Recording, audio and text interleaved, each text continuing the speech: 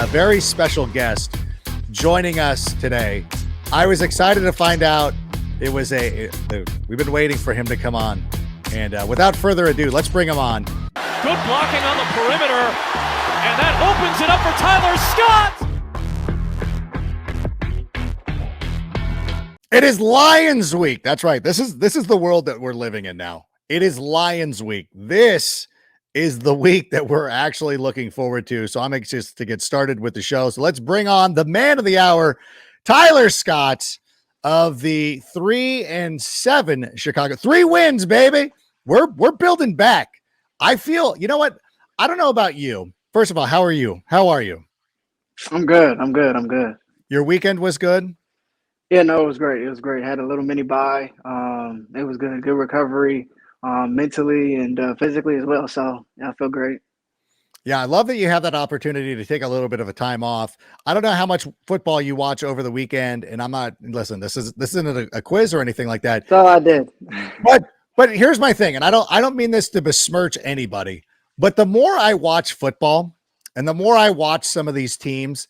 Now, there's obviously some very good teams, but I feel like I watch it and I'm like, it doesn't feel like we're far off. Like it feels like I know this is probably like this will probably get played back by Cold Takes Exposed, but I feel pretty good right now. And I'm like, you know what? We've got some nice things coming together. As you were watching football over the weekend, did you get kind of a sense like, yeah, like we're not that far out of this? No, definitely. Getting able to chance to, actually watch all the games, kind of sitting down on Sunday, just being able to kind of put all the different games up, kind of all at once and, just kind of watch each team.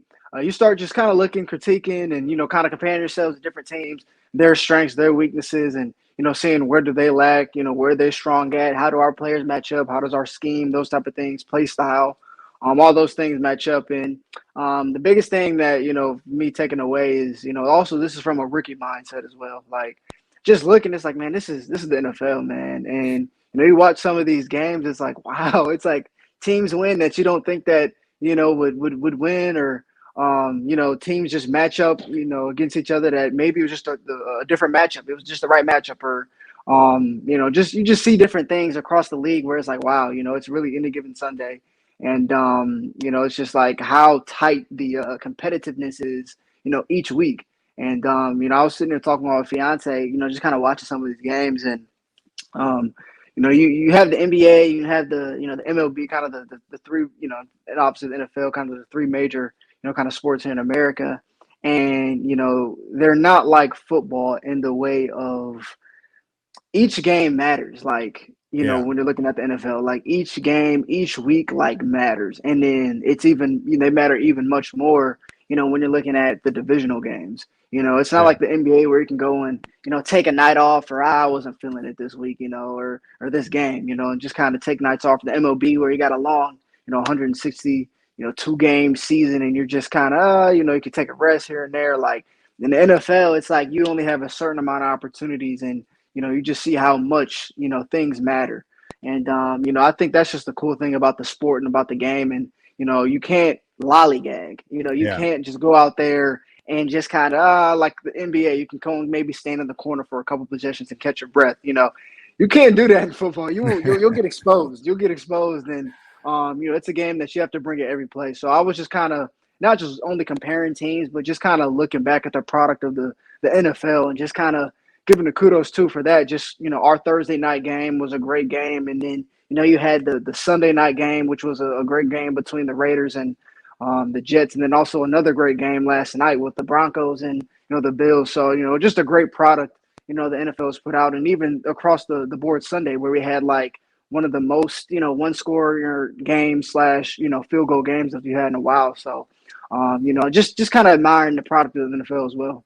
Yeah, there was a lot of excitement outside of the game with the Dallas Cowboys and the New York Giants. I feel like every single one of them was very competitive or pretty close to being competitive. And the Packers lost, which was great. And, listen, I know they're not like the team that we're chasing anymore, but it's still enjoyable to watch them finally starting to get a little bit of their comeuppance. I do want to ask you about the Lions, but before we do, by the way, when you were talking about players like NBA players, I know like Kawhi Leonard's like notorious for this.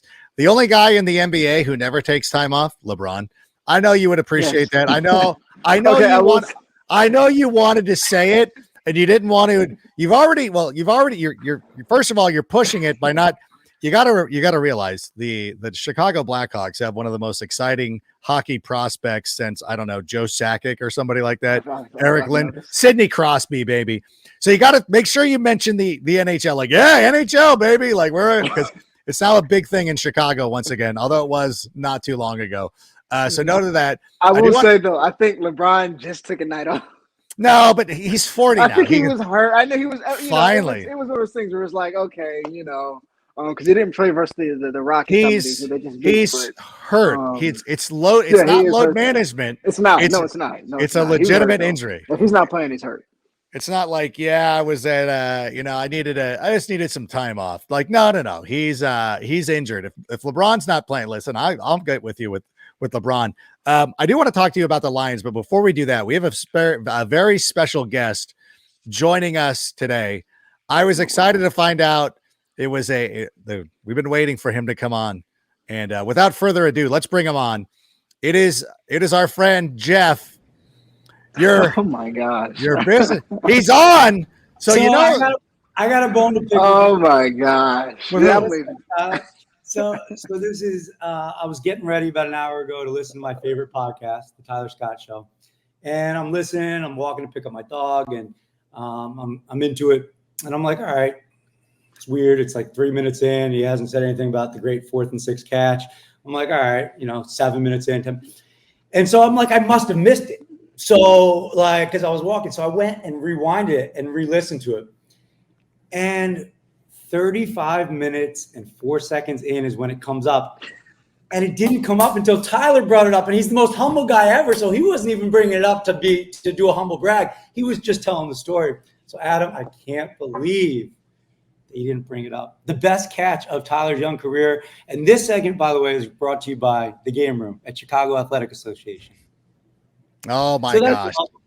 There was it's a definite bone to pick because I did drop the ball because, well, you know what? It's funny now is like I will do a rundown and I will have it. And then we get sidetracked and there's other things going on and I'm scatterbrained and things are going on. And so all of a sudden, the next thing you know, I get a little lost. I also was watching the game out of sequence. So it was difficult for me too because it sounds like excuses to me. What do you think?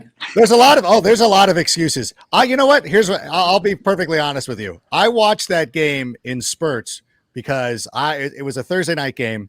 I have soccer practice. I know this is not an excuse, but we did bring this home. So I kind of had this trophy on. I had this trophy on the mind.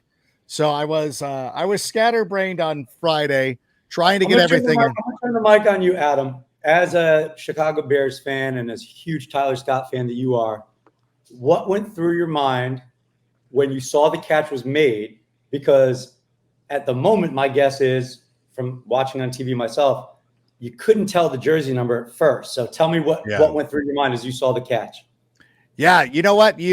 I lost track of him. So you didn't know. I know it's not DJ Moore because I can pretty much recognize on sight. And we've been waiting to pop. And when he makes these big catches, I love that he also has his first down point down already too. Like that's a very big skill. I'm like, I was curious. I'm like, is there going to be, because like you said, like we know him now. And obviously I know him in person, like a very humble person and very, whatever. And then seeing that side of him, knowing the dog that's in him. Now, obviously, to get to the NFL level, you have to be a very good player. So it's good to see that side. Like when you see somebody, when you know somebody off the field who's like, oh, this is the coolest guy ever. Like a very nice, very polite, like will give up his seat on the subway to somebody, a senior citizen or somebody like that, like that kind of person. But it can also be like, you don't want to cross them. I think that was the first time, like I've enjoyed watching you.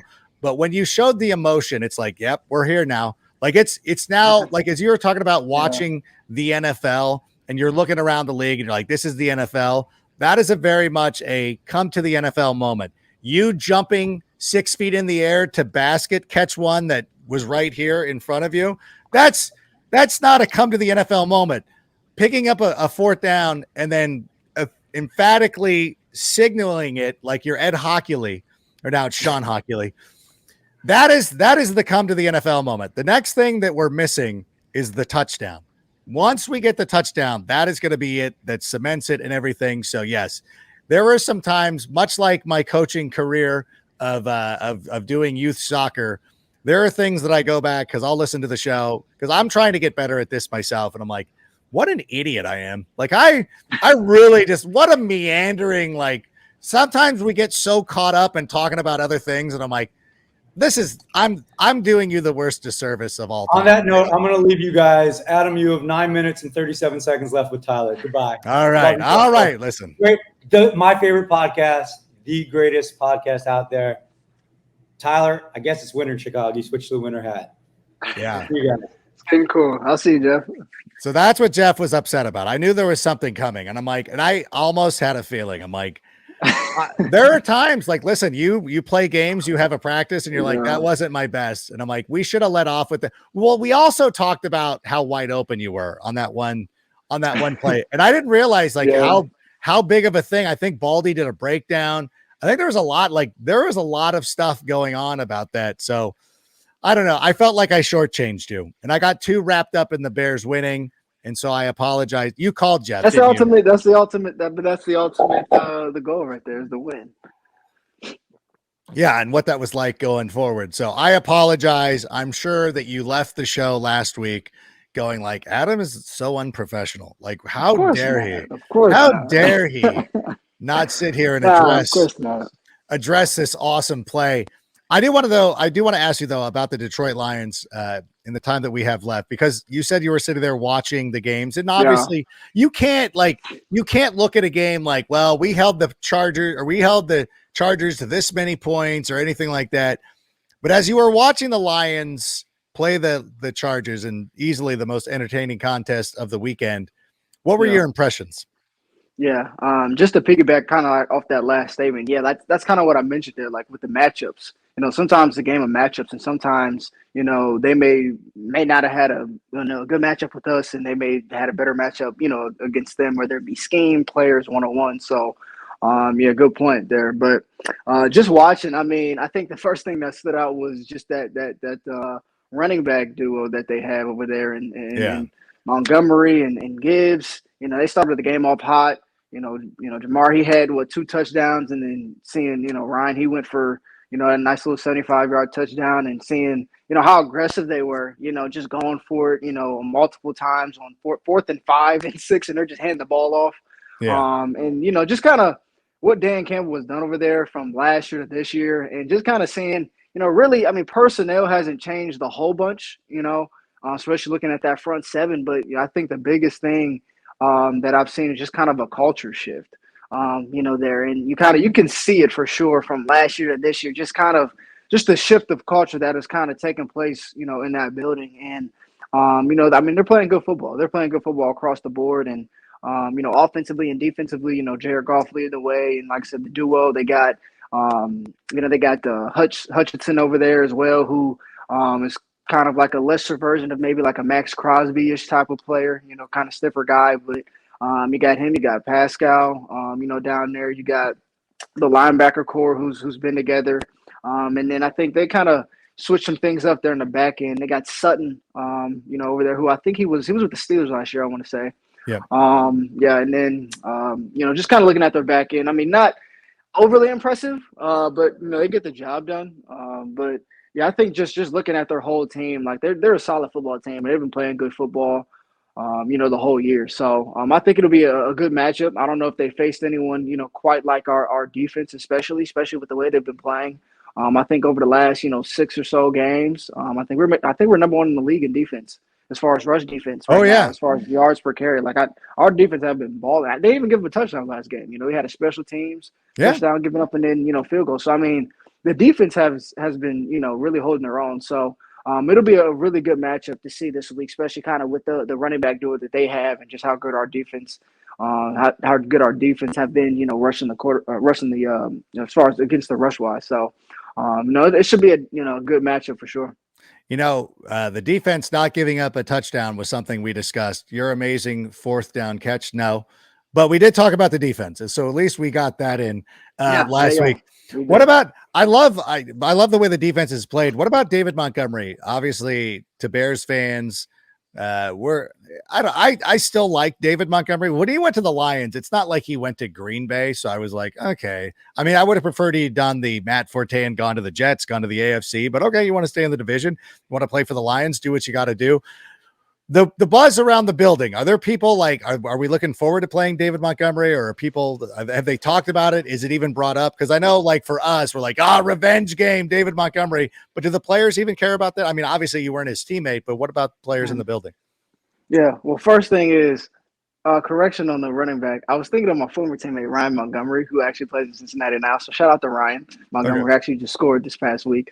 So I was referring to David, obviously, when I was talking about those rushes. I knew who you were talking about. Shout out just for the fans. But yeah, so I mean, personally, I haven't heard, at least so far this week. I've only been in the building Monday since we played Thursday. We had the bye week. I only been in the building. Yeah, I was in there yesterday. So we hadn't really, at least from a teammate's perspective, I haven't really heard too much as far as leading into this game. I just have heard in the past, just kind of throughout the off season, just how good of a running back he was, and just kind of how effective he was, and just kind of watching some clips from last year. When we're just kind of looking at plays and installing things, just kind of seeing how good of a running back he was. I was like, wow, this I didn't realize how good this dude really was. So I haven't really heard too much. We'll see as the week progresses, but I'm pretty sure there's gonna be some bad blood there, I think. Especially with some comments I guess he made in the offseason towards Chicago. So I think the defense will definitely be riled up, just to play this running back. A man too, it's a challenge. It's a challenge that you're going to be, ready to face. So it should be fun. No, it should be a lot of fun. Remember when Darnell Mooney ran into me for the first time? David Montgomery's was even more, like, it was even bigger. Like, he was really excited. Yeah, so I've always, it's hard for me to really go against it. I mean, I will. I mean, don't get me wrong. I will be the first one to be rooting against him this weekend. After this, fine, but not this weekend. Well, I did want to ask you though about Amon-Ra St. Brown. Because we talk about some of the best wide receivers in the game. Yeah. And obviously Tyreek Hill, AJ Brown. I'm sure I'm missing somebody. Stephon Diggs, Justin Jefferson, of course, who's possibly coming back this week. Yeah. Amon-Ra St. Brown to me seems like somebody that could be considered like almost like a borderline MVP candidate. What have you seen out of his game?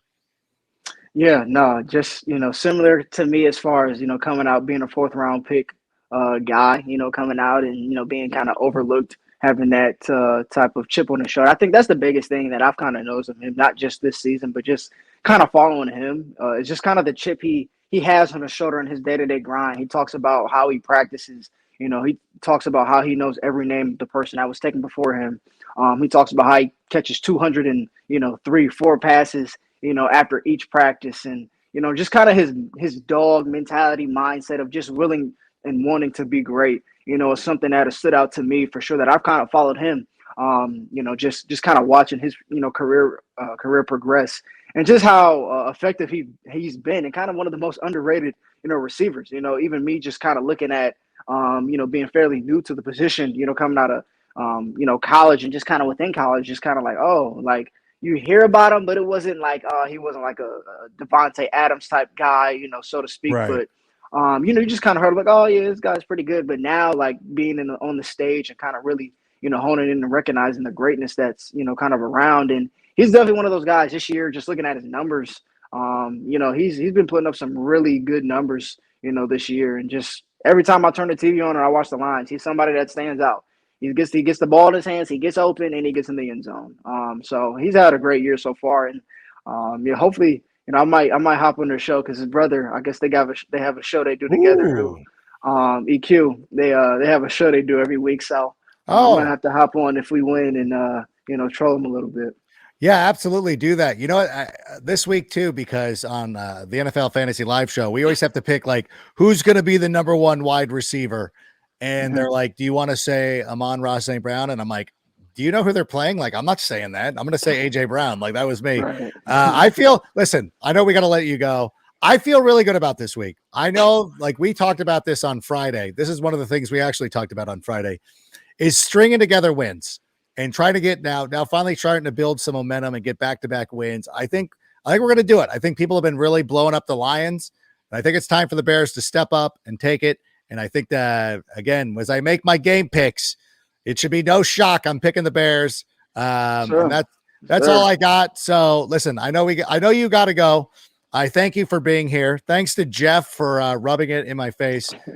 I'm going to let you go. I'm going to do a couple of little things on the business end, but thank you so much. Okay. Good luck this weekend. And think of me when you score your first touchdown this week. I will. I appreciate you, man. All right. Thanks so much. There goes the great Tyler Scott of the Tyler Scott Show. Before we leave, I want to let everybody know the best place to watch Chicago Bears games, as Jeff referred to earlier. It's Game Room Chicago, located inside the historic Chicago Athletic Association Hotel right across from Millennium Park. It features billiards, shuffleboard, skee ball, pop-a-shot, and more, and has plenty of space to watch your favorite game. With a menu featuring Michelin-starred chef Mari Katsumura snack foods, beer towers, a weekend Bloody Mary bar, and signature shareable cocktails, Game Room Chicago is the place to be on game day. If you're not making the trip up to Detroit, why not go to Game Room Chicago? Or if you're going to entertain some people and watch some Big Ten games on Saturday, again, Game Room Chicago is the place to be. And I want to take this opportunity to thank Tyler Scott for being here. He had to run. I exceeded my time limit on Friday. I think he stayed around because he was waiting for me to get to that fourth quarter play. I eventually got there. You should know me all well enough to be like, Rank's never going to be on point. It's going to take him 30 minutes to get to what he wants to say. And so it's a miracle that I get anything accomplished when I'm on television. But I want to thank everybody for being here. If you enjoyed the show, comment Tyler. We're going to switch it up. Comment Tyler in the comment sections. Like, subscribe, do all that stuff. Reminder, Take It to the Rank will be on Wednesday night, per usual, our new night, our new time. And then Rank's Rival. We are probably going to be at some point talking to Cynthia Freeland. Normally, I wouldn't blow it up like this is going to happen, but I mean, it's Cynthia. She's going to come on the show. We'll find a way to make it work. I don't care when it is. We'll make it work with Cynthia. So we look forward to that. Thanks to everybody for being here.